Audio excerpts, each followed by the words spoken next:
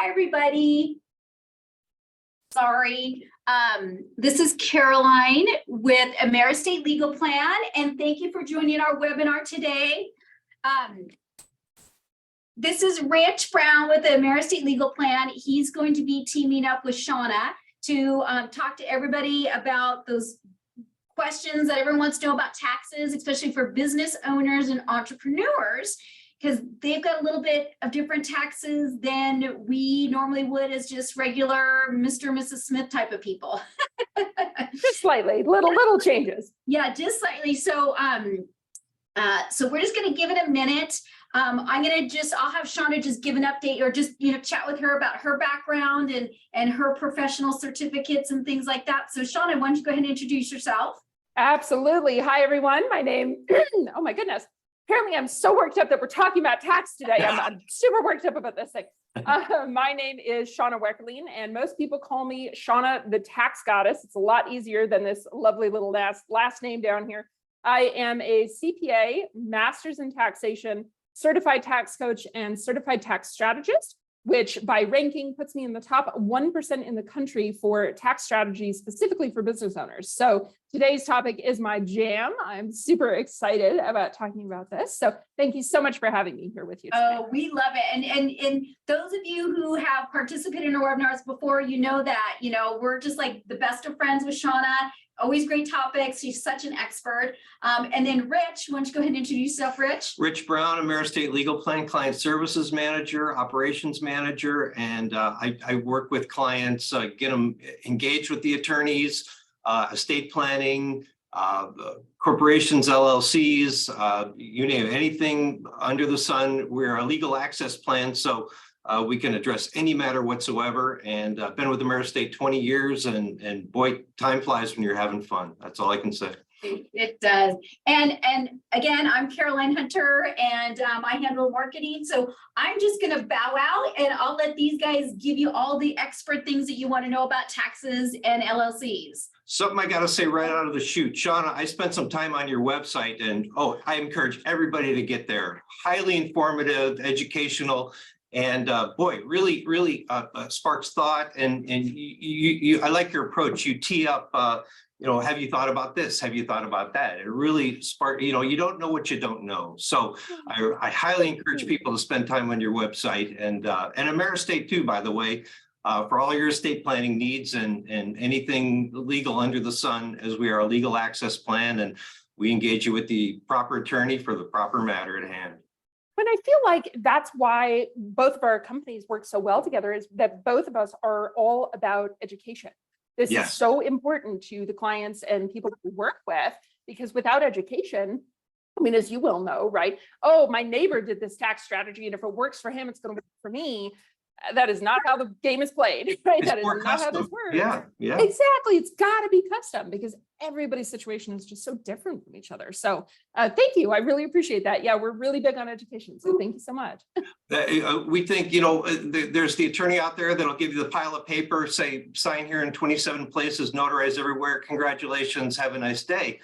We want you to understand what you're signing, why, how you use that in the future, and we're just an 800 number away when those documents got to come into play, and you need to utilize those documents. We want to be here to support that product. Yep. Yay. So what are the details? What are we talking about today? Taxes. You got me all excited, Rich. So where are we starting? Well, tax strategies. I mean, that's where you come in, and then I was going to trail in. When the customer has the corporation, the LLC, the sole proprietorship, the partnership. From my perspective, we're all about probate avoidance. So I want to talk a little bit about making sure that your entity is properly assigned to your trust. For probate avoidance purposes and for administrative purposes, you become incapacitated. Who's going to manage that thing in your stead? Well, our documents can bring that person forward for that purpose. Yeah. So a person would approach you for a grandiose tax strategy that would involve a business entity. Is that the idea? Absolutely. Yeah. So let me come at it from this description, right? There are thousands of tax strategies for US citizens, right? We work with US citizens. So thousands of different tax strategies. And as we were just saying, it's very, very custom because each person, each situation is very different from each other. So one of the places where we like to start is basically an interview, right? I need to know, my team and I need to know, who are you? What do you do? What kind of business are you? What work do you do? Are you a C Corp? Do you have charitable, images in mind? Do you, one of my favorite, oh, I love talking tax. One of my favorite clients, within the first 5 minutes said, Shauna, I want to buy a yacht. How do I write off a yacht? That was his goal. That was where we were trying to get to, was right. Of course, we helped him do it, legally, all above board. But, those are the kinds of things that as a strategist, you really need to know. Yeah, please. Did you approach the yacht purchase into an LLC, corporation, something? We did. So in this particular case, we had a C Corp and an LLC and a chartering company, and one of them was offshore. It's never simple, but I think that's one of the things that is so scary for people, and why people don't proceed with tax strategy or with proper legal setup is because, oh, this is so overwhelming. I'm just going to dig my head in the sand. And really, at least that's our why approach. You and I exist for that purpose. I mean, people don't know what they don't know. Exactly. And so, we like to start with, we've actually coined it, right? The aggression scale. So when we're talking to somebody on a scale of 0 to 10, 0 meaning the IRS will never call you, never ever, unless it's a random audit, and 10 meaning we're all going to jail, where do you want to be? Okay, because my yacht guy told me 20, and I'm like, I'm not going to jail. Red does not look good with orange. We're not doing that, right? So we dragged him back to, we'll go to about an 8, maybe an 8.5, which is, listen, you may get an audit from the government, but we have all the legal backup, we have all the proof, all the court cases, all the documentation, all our entities are properly set up and doing the proper paperwork to make sure that we can take the deductions. And we're not talking $2,000 deductions here, right? We're talking, for a business owner, that yacht was 1.2 million as a deduction. So there are some strategies that are, I'd call them nice and small, and they're stable and secure and easy. Things like paying your kids, writing off home office, which still to this day floors me that CPAs tell their clients they can't do. Of course you can do. I saw that on the website, by the way, and the dog, you can write your dog off. Yes. Oh, yes. Well, let's see. None of mine are in this room at this moment, but yes, absolutely. So do you want the hint? Do you want the strategy? This is my favorite strategy. So I have 4 dogs. Very intriguing. So yes, I do. Yes, I have 4 dogs. And I can write off 75% of any penny that touches my dogs. Now, there's a reason for 75%, two primary reasons. One of them, of the 4 dogs, I have 2 German Shepherds. I have a bulldog mastiff, big boy, 100-pound boy. As big as they get. As big as they get. And then my 4th one is a boxer pug. So he's all of 50 pounds, cutest little old man, but he's 50 pounds. So the regulations per the IRS and per the court cases that were won, you have to be a business owner, right? So you have to have some reason why you might need your dogs with you. I have clients that come to my home, which means my dogs are security for me. The dogs have to be trained, sit, stay, come, basics, okay? And you have to be able to have the height of the dog's shoulder taller than the business owner's knee. Okay? Oh my. Well, my German Shepherds and my Mastiff meet that, right? So I got 3, but my little 50-pound, he's cute, but he doesn't meet that. So I get 75% of all of my dog expenses. You can hear him going off in the background of all the dog expenses. Wild. And so really, I think that is why, as a strategist, we ask so many random seeming questions. Like if we were to get on a call, Rich, one of my questions to you would be, so do you have any dogs? Right? So because it actually, right, exactly, it leads to a tax deduction. So great question. Yeah, I found that intriguing on your website. The animal thing, that's great. and okay, so I just wanted to mention, a lot of times corporations, LLCs will come into play in an asset protection environment. Now that's left for a different webinar, a different day. It's asset protection is a huge arena. You know, you can't really prevent somebody from suing you, but you can sure offer can levels of try. discouragement. Yeah. And it's usually in a good, better, best environment. Complex, expensive strategies and simple, you know, try to build a motor on my castle strategies, you know. So, but left for a different day. But you engineer somebody into a corporation or an LLC for various purposes. Do you discuss funding with them as it relates to the living trust? I know I'm going to, you know, what I eat. Oh, no, I love it. I love it. Well, and so you're right. I mean, that is a huge topic, right? Entity structuring, including estate and trust and estate planning, is a big thing, right? And so, you know, we start talking about, well, who are you and where are you, right? How much net worth do you have? Do you have children? Do you have aunts and uncles that are going to fight over your estate? You know, these kinds of things. But yeah, once you have that trust, if you don't fund it, you basically don't have a trust. Right. So, you know, I think that is one of those things that if you don't follow through, right, we kind of call it the football player, like the coach, the guide, right? Yep. I can tell you what to do. I can tell you the plays. I can give you the checklist. I can tell you all of these pieces, but you actually have to go do it. And so, you know, different professionals will have different ways of doing that. For our company, we offer an executive assistant that you can hire, basically, right? If you can't do this, let's hire an executive assistant for 3 months and get all these tax strategies implemented. And if I understand right, like you guys actually have your 800 number that will help people walk through this and like, what is the status, right? Absolutely. It's interesting when somebody comes to us and we put them in a trust, we say, okay, do you have any business entities? Because we have to fund them to this trust. And it's usually done with an assignment and very simple and just it's just sitting in the background that the trust is the owner. You still manage that entity. You don't have to come forward as a trustee. So you don't have to manage that entity, but it's for probate avoidance in the future for the distribution, number one. Number two, bring administrative people forward in the event of incapacity to run that joint. Yep. Now, we found it interesting. So we asked this client, oh, you have a business entity? Yeah, I build widgets with my neighbor. Well, we want to assign that to your trust. Well, then they get to thinking and like, well, that's right. You know, if I pass away, my wife is going to inherit my portion of this thing. But, you know, my neighbor doesn't want to build widgets with my wife and my wife doesn't want to build widgets with my neighbor. So we engineered this thing where now we recognize this, that, you know, the decedent's estate will get cashed out of half the value. So the sole owner goes off with the whole thing, but the decedent's estate is funded, you know, probate free with half the proceeds of that business valuation. I was just about to say, this is where you have to play with all of the professionals together. You need the tax strategist, the attorney, the trust and estate, the insurance, the lawyers. I mean, all of these things. And you don't want to, you don't want that business going to probate. You tell me, isn't that crazy hard and difficult and complex to value a business? I mean, you got the pieces, you got the goodwill. Yeah, absolutely. Well, and I think the hardest part about it, it's so much easier when you're alive and everybody likes each other, right?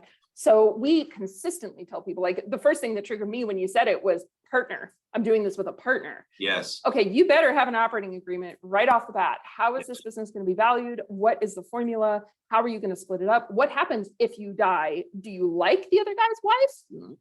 Not, right? What if you got into a fight? You know, so if you can put all of those things way early before either of you ever puts a dollar into the business, if you can come to your agreements and have that in writing, having the trust on the back end just makes it smoother. It's just smoother.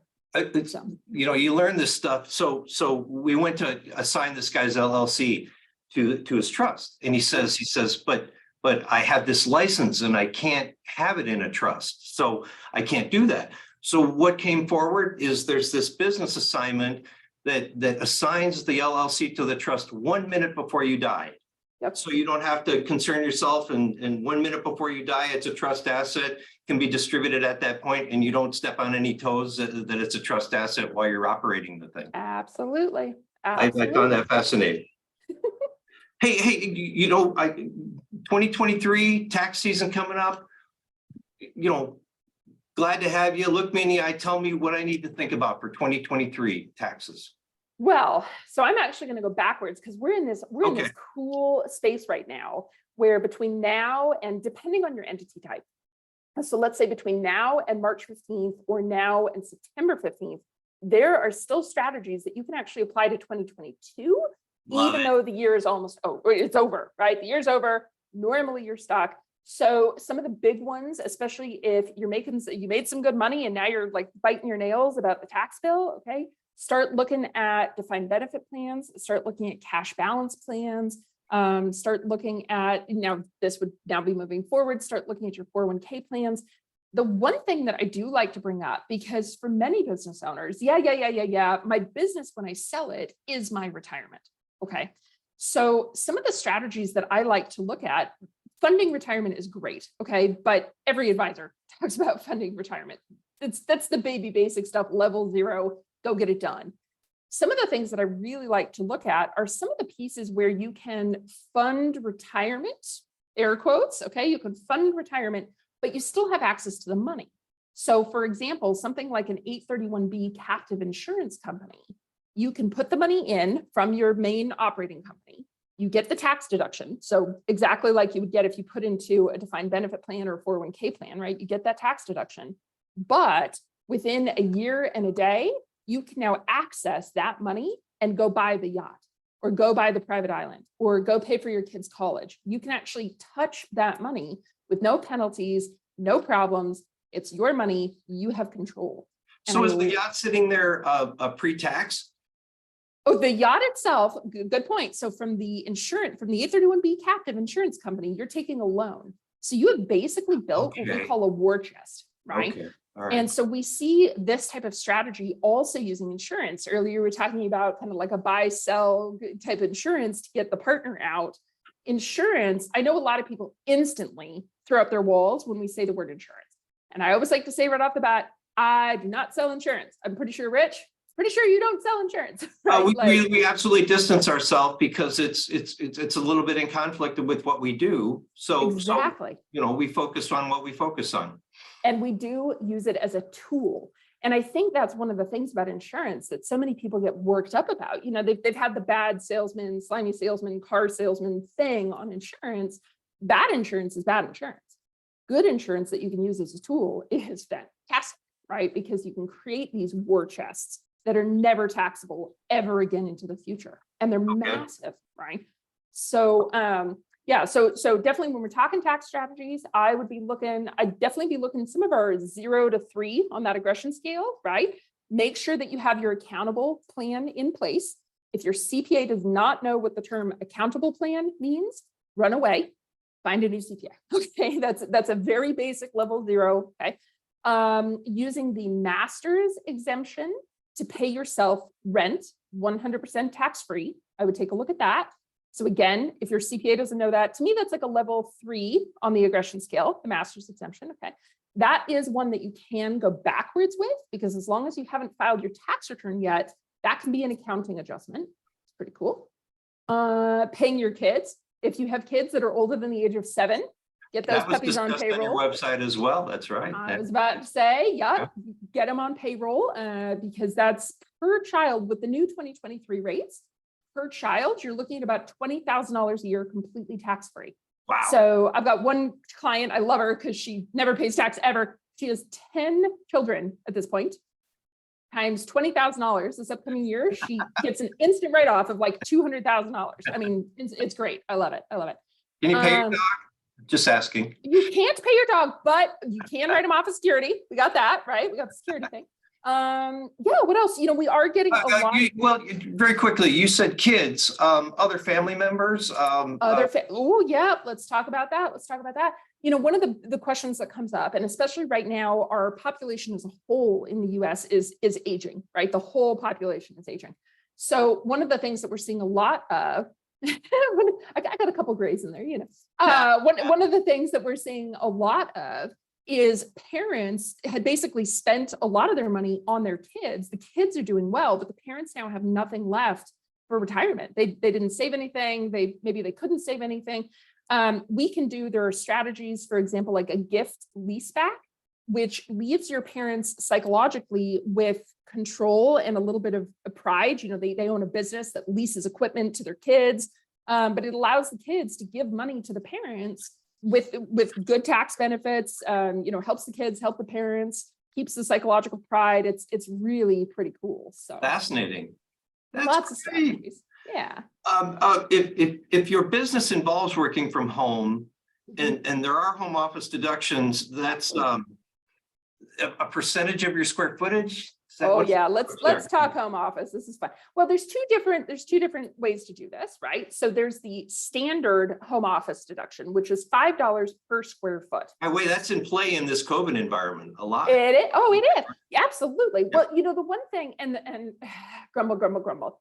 For any people out there that are listening today that are straight W-2 employees, okay, my one piece of advice from today's webinar that you must accomplish, get yourself a business, okay?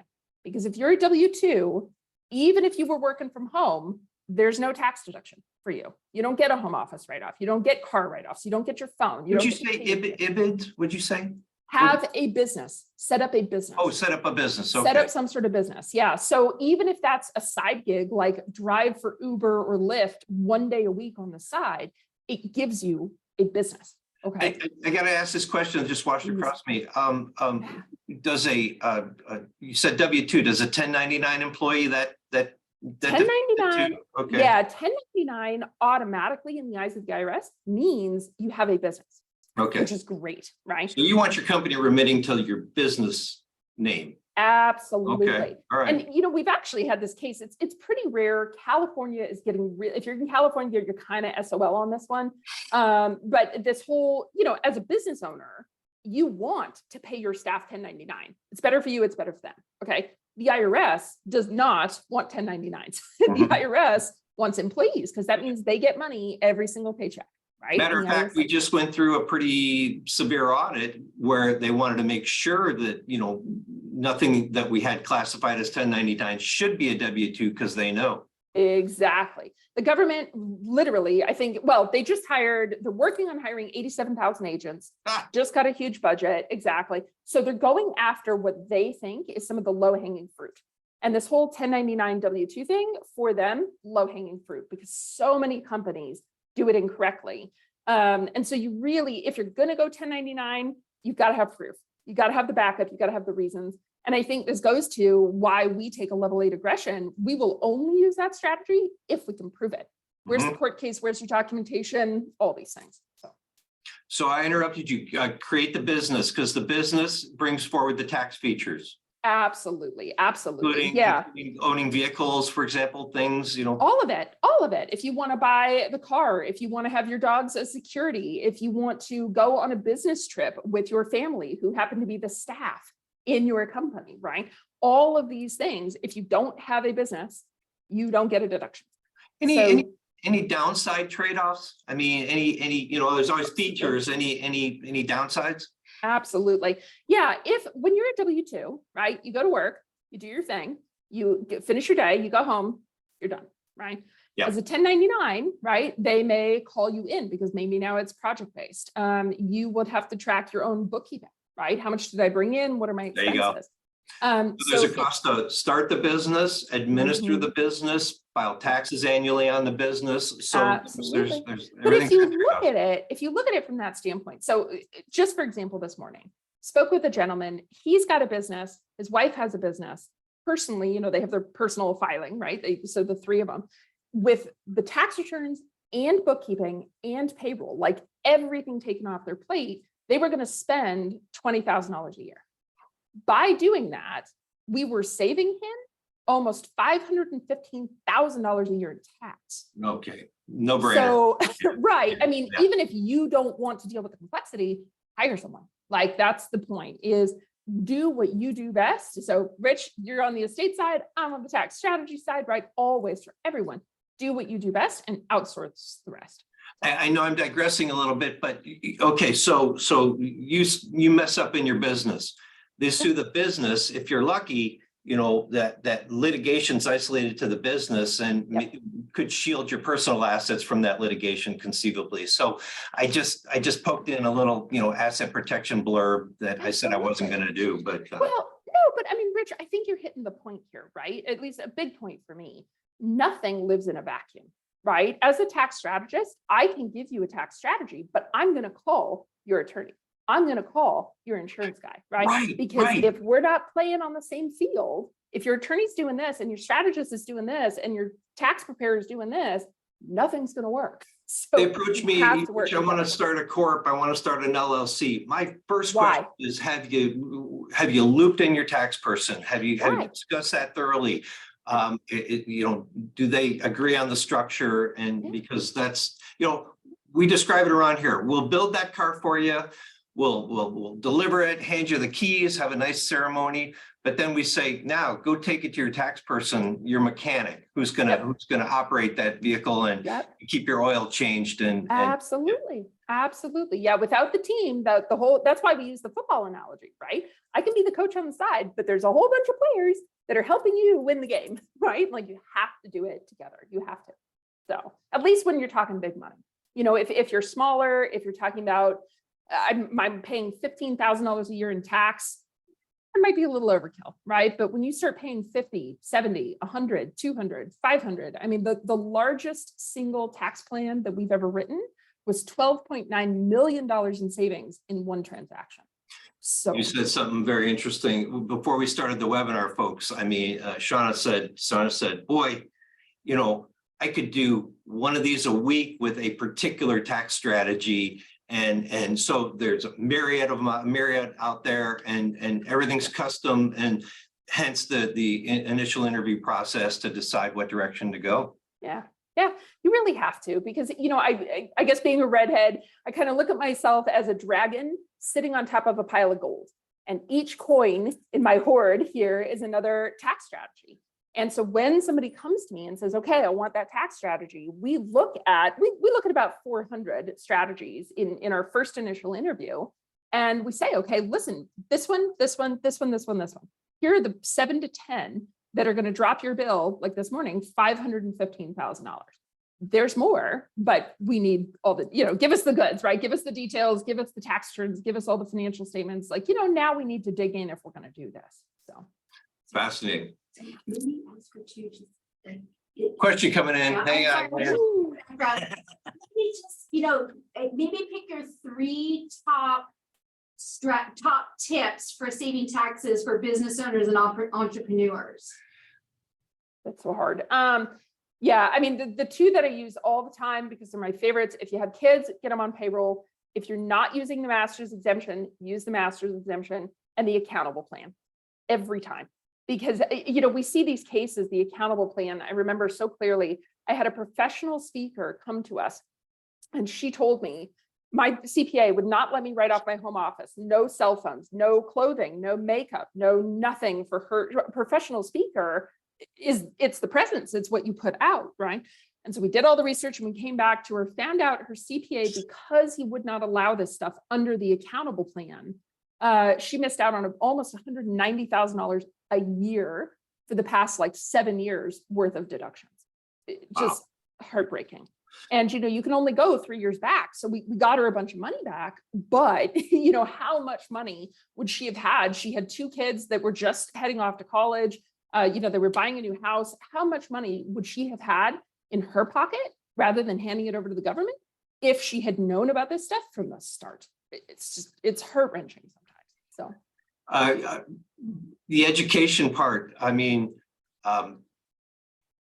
do you a lot of materials or a lot of discussion? How do you I'd say it's a good combination of both. You know, Yeah. we're a firm believer that everybody learns differently.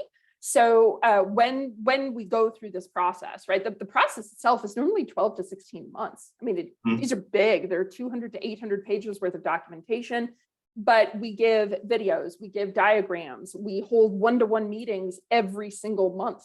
to make sure you're on track and what's going on. And do you need help? Do we need to call in one of our specialists? You know, I've got a team of over 80 people around the globe at this point that work on tax strategy. So who do you need? Let's get them in our meeting with us and have this discussion about whatever the details. Wow, tell me about that. You have tentacles out there, 80 people? We do. We have, Wow. I think Wow. the last count I saw was 89 people. So just under 90. 89 people around the globe. Tax Goddess is in 20 countries.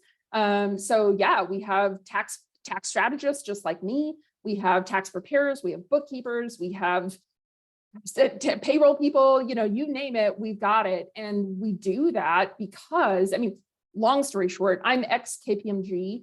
And so I think the idea of having all the knowledge in one place and being able to deliver, here's your team, here's your people, right, was really important to me. So when I went out on my own about 18 years ago and created Tax Goddess, right, I knew that's what I wanted. I wanted to have the team of experts. And one of the benefits of being able to hire around the globe, you know, in this digital age, we've been digital now for about 8 years. And so the benefit of being able to hire around the globe is I get to pick from the top talent in almost any field, anywhere, which is fantastic. So it's pretty cool. So you can deal with, you know, Delaware Corps, you name it. 50 states. All 50 states. Yeah, we do focus. We get a lot of people from Canada, from Mexico calling us.